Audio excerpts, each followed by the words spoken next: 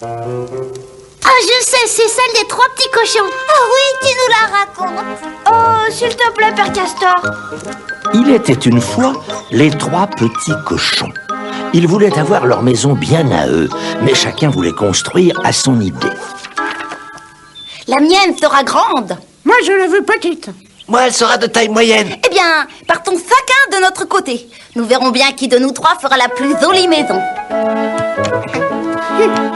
Le premier petit cochon rencontra un homme qui portait une botte de paille. Vous voulez me vendre votre paille? Je veux bien. Et le petit cochon se mit au travail. Il fit une maison toute en paille. Les murs étaient en paille, le toit était en paille, la porte était en paille. Bien au chaud dans sa maison, le petit cochon pensait qu'il n'y avait pas dans tout le pays de maison plus jolie que la sienne. Le deuxième petit cochon rencontra une femme qui portait un fagot d'épines. Voulez-vous me vendre vos épines? Je veux bien. Et le petit cochon se mit au travail. Il fit une maison toute en épines. Les murs étaient en épines, le toit était en épines, la porte était en épines. Bien à l'abri dans sa maison, le petit cochon pensait que le loup, qui n'aimait certainement pas les épines, ne pourrait jamais toucher à sa maison. Le troisième petit cochon rencontra un âne chargé de briques. Voulez-vous me vendre vos briques? Je veux bien. Et le troisième petit cochon se mit à construire sa maison. Il fit les murs en briques, le toit en briques et la porte en bois. Il trouvait que sa maison était très jolie, très commode et très solide. Quelques jours plus tard, le loup vient à passer devant la maison de paille. Ouvre-moi ta maison de paille, petit cochon. Oh non, je ne t'ouvrirai pas.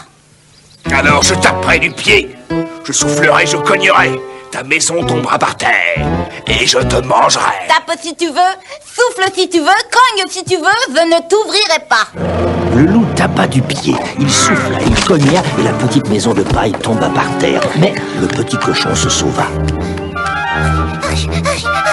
Son frère l'ayant vu venir le fit entrer et ferma la porte au nez du loup. Ouvre ta maison d'épines, petit cochon. Oh non, je ne t'ouvrirai pas. Alors, je taperai du pied, je soufflerai, je cognerai. Et ta maison tombera par terre et je vous mangerai.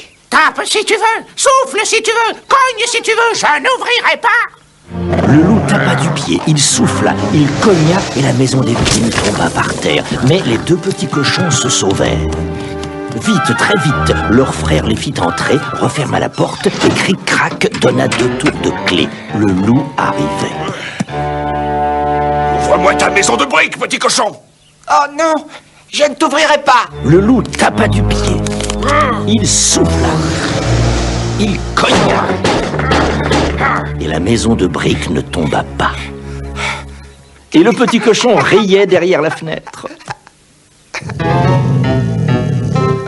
Puisque c'est ainsi, je vais monter sur le toit, je passerai par la cheminée et je vous mangerai tous les 3. Les 3 petits cochons rajoutèrent un peu de bois sec dans la cheminée sous la grande marmite de soupe chaude. Puis ils soufflèrent sur le feu pour faire bouillir la soupe. Ils entendirent le loup marcher sur le toit. Et ils entendirent le loup grogner dans la cheminée. 2 petits cochons tremblaient de peur, mais le troisième enleva le couvercle de la marmite. Le loup glissait déjà dans la cheminée. Et plouf, le voilà dans la marmite, cuit, bouilli, fini le loup. Les petits cochons ne voulurent plus se quitter. Ils vécurent tous les 3 dans la maison de briques, et s'ils ne sont pas morts, ils y sont encore. Et depuis ce jour-là, tous les petits cochons rêvent d'une maison de briques.